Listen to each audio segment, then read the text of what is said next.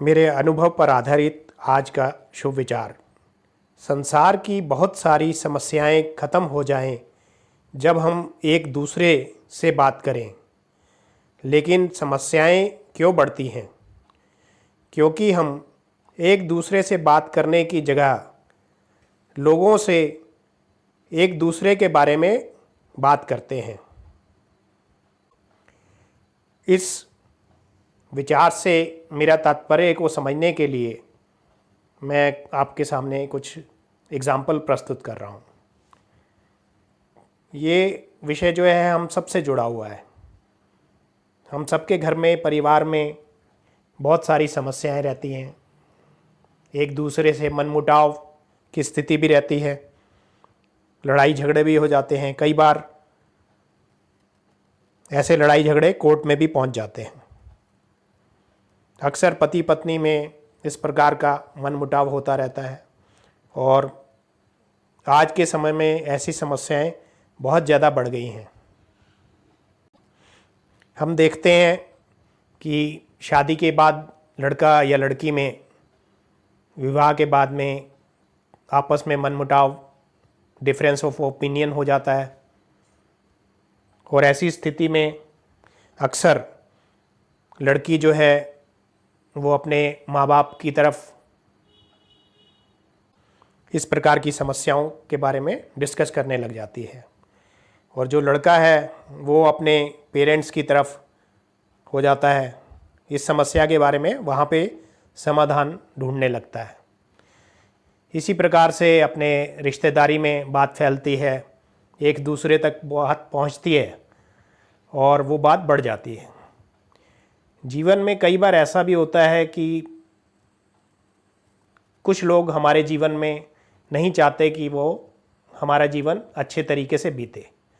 ईर्ष्या भी जीवन में एक कारण होता है। इसी प्रकार से लड़की या लड़के के माता पिता जब अपने बच्चों की बात सुनते हैं तो वो भी एक प्रकार से बायस्ड हो जाते हैं। वो बात को पूरी तरह से समझना ही नहीं चाहते। वो ये सोचते हैं कि मेरी बेटी या मेरा बेटा दोनों ही अपनी अपनी तरफ कहते हैं कि ये हमारे बच्चा सही है और दूसरा गलत है।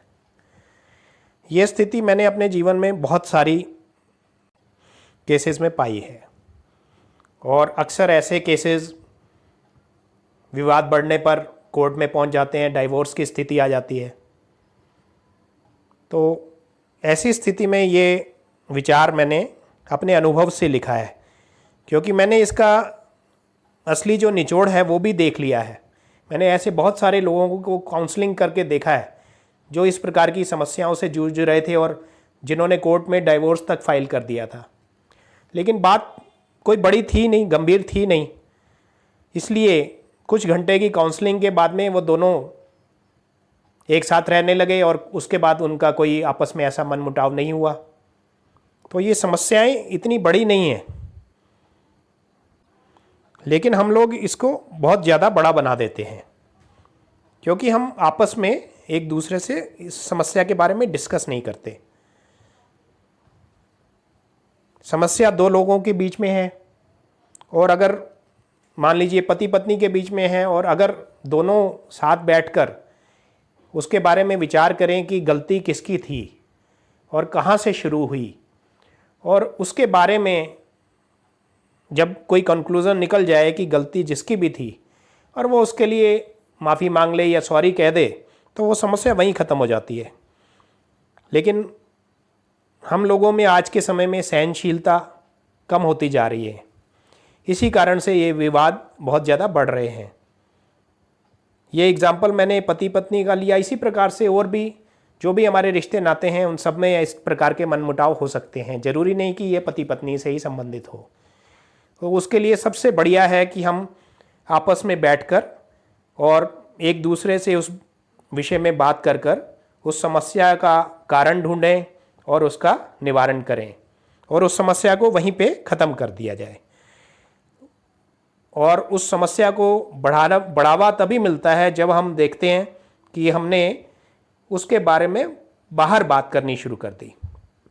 क्योंकि 10 लोगों से बात करेंगे, 10 लोगों का अलग अलग अपना ओपिनियन होगा उस बारे में। और उसी प्रकार से ये समस्याएं बढ़ती हैं। इसलिए हमें आपस में बैठकर ही समस्याओं का हल ढूंढना चाहिए।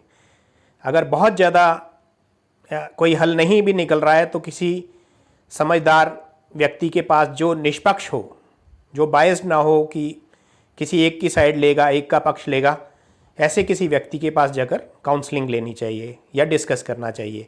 उससे हमें इस समस्या से छुटकारा मिल जाता है। ये विचार आशा करता हूँ आपको समझ आ गया होगा। अगर आप इस विचार से सहमत हैं तो अपने जीवन में इसको अवश्य धारण करें। जीवन मार्गदर्शन देखने के लिए आपका धन्यवाद। आपका सदैव मंगल हो। जय माता दी।